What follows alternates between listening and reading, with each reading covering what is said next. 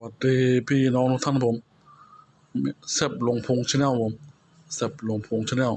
มาพอตอนแรกตอนค่ำผมวันนี้มีเมนูแซ่บๆมาฝากให้เรานะครับเมนูแบบบ้านๆเลยผมสไตล์บ้านผมเนี่ยก้อยกุ้งผมก้อยกุ้งผมก้อยกุ้งไฟผมบ้านเฮานะผมแต่ว่ามันตายแล้วผมไม่สดแล้วผมก้อยกุ้งครับผมข้าวเหนียวร้อนๆเด้อพี่น้องเด้อผมเนี่ยก้อยกุ้ง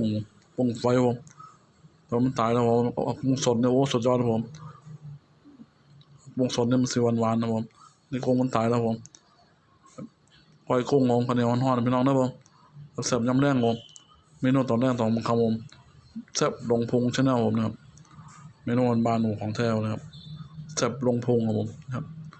ก้อยกุ้งผมข้าวเหนียวร้อนๆมาเดินพี่น้องนะผมแซ่บคือเรานะครับแซ่บลงพุงชาแนลผมก็ได้กดแชร์กดติดตามเป็นแรงใจผมนะครับเมนูบ้านๆผมฝากมาตอนประจำผมคลิปนี้คือกันผมก้อยกุ้งมาฝากผมนะครับก้อยกุ้งไฟผมนะ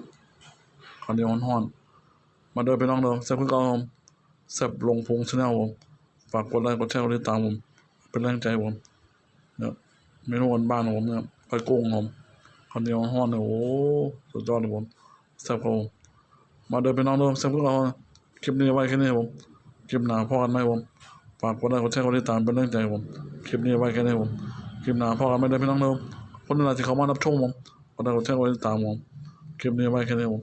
คลิปหน้าพอกันไหมผมขอบคุณอะไรผมสวัสดีครับ